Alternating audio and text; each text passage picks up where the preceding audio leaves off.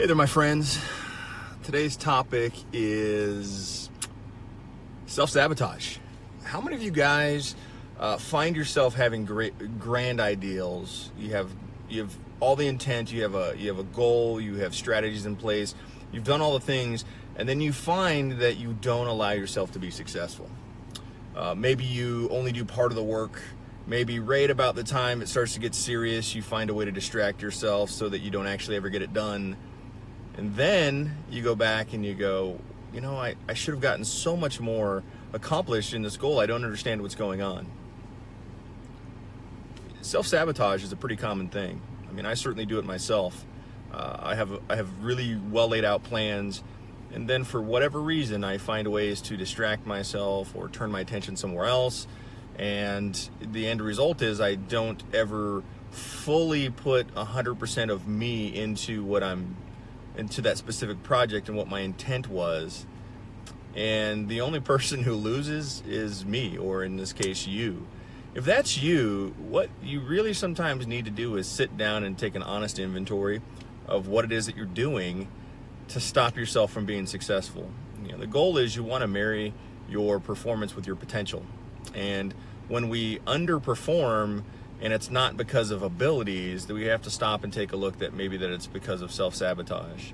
And so negative self-thought, or we allow doubt to get in our mind, and then it allows us some anxiety, and then rather than fail, we fail to launch, because you can't fail. If I never actually put it fully out there, I didn't fail, right? And so you protect yourself, and self-protection is a very human thing. But don't let that be the reason that you don't go after that dream or execute on that plan or put yourself out there. It's so hard to put yourself out there. Sometimes you're afraid of what other people will think, how they'll judge you. But don't let that stop you from going after the things you want to do. Sometimes you have to take a leap.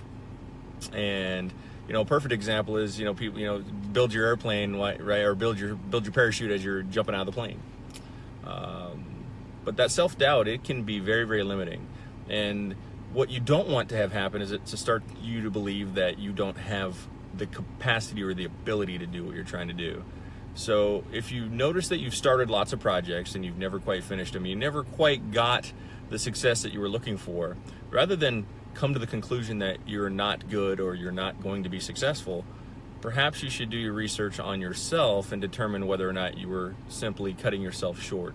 You weren't marrying your full potential up to your performance because you were self-doubting, and you were causing yourself less success by not really putting as much into it to protect yourself from failure, because nobody wants to have put 100% in and then failed.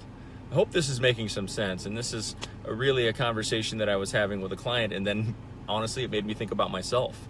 Is that sometimes you feel uncomfortable and you don't want to put yourself out there. You don't want to be as vulnerable as you probably should be to yourself in the criticism that you can give yourself. And so therefore you sort of limit the amount of effort or amount of time you put into something, because if it's not successful, I didn't really put 100% into it. And that's the built-in excuse that you have. Don't do that to yourself. You owe it to yourself to go after and achieve the things that you want. And if you're noticing that you have self-limiting habits that you're putting in place, then first call yourself out, and then second, as part of your strategies in your goals and your plans, make sure that you're accounting for that. That's who you are. And we talk about accountability partners, and that's exactly what an accountability partner will do. And so during this conversation with a client, I realized there's a couple things I've been doing to myself in my marketing and my strategies now that I'm a self-employed individual, that I'm doing to myself, that I really need to limit those self-limiting behaviors. I need to stop those. And so therefore getting an accountability partner. So that's what I'll talk to my coach about is, here's what I've noticed. I've noticed that I get distracted on these items, and then therefore I don't launch them because they're not ready. They're just not ready. And there's never a great time to be ready. Sometimes imperfect action is better than perfect inaction every time.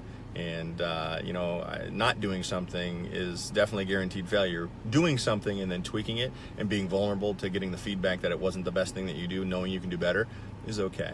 So anyway, long video, but I felt it was really important because it's a pretty common theme that I see, is that people have this self-limiting behavior, and then they start to believe that they're a failure, when the truth is you're not a failure, you're just not fully maximizing your potential because you have these self-limiting behaviors. All right, let's make it a great day, and let's absolutely make it a great year. And remember, make sure, do something today that your future self would thank you for. So take action. Take care. Bye.